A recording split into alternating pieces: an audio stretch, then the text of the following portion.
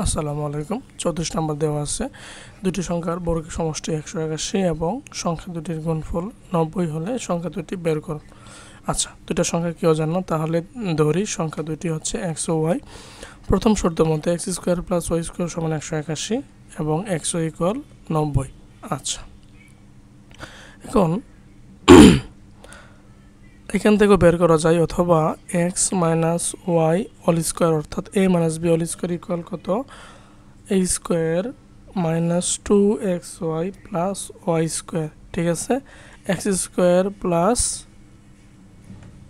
y² - 2xy। ওকে, তাহলে এটুকুর মান হলো 181 মাইনাস 90 দ্বিগুণে কত, 180। তাহলে থাকবে হচ্ছে 1 কিসের মান, x - y হোল স্কয়ার। এখন আমরা যদি বর্গ করি তাহলে ওই পক্ষে বর্গ করলে আমরা পাবো x - y ইকুয়াল হচ্ছে 1। ঠিক আছে, এটা হচ্ছে 3 নম্বর সমীকরণ দিয়ে রাখি। আচ্ছা, এবং আমরা বের করব এবার হলো x + y। তাহলে x + y হোল স্কয়ার সমান হচ্ছে x - y whole square - 4xy, অর্থাৎ a + b হোল স্কয়ার অনুসিদ্ধান্ত হচ্ছে a - b whole square + 4ab। আচ্ছা, x - 1 হোল স্কয়ার মান কত, 1 + 4 × 90।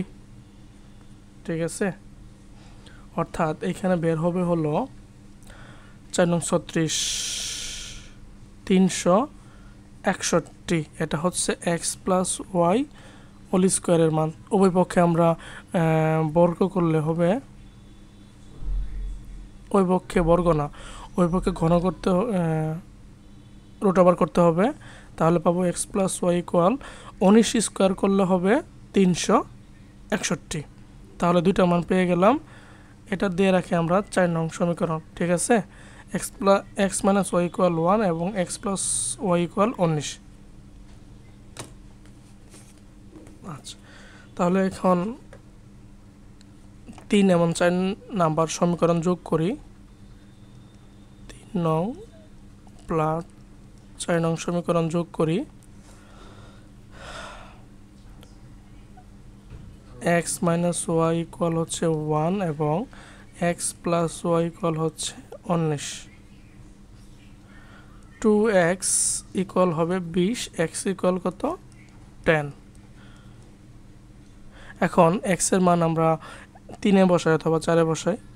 3 এ বসাই, 10 - y ইকুয়াল হচ্ছে 1, বা -y ইকুয়াল হচ্ছে 1 থেকে -10 বাদ দিলে কত হবে, -9। উভয় পক্ষরে আমরা -1 দ্বারা গুণ করলে হবে y ইকুয়াল 9।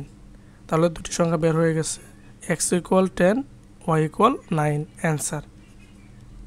আশা করি কারো ঝামেলা নাই। Thank you everyone.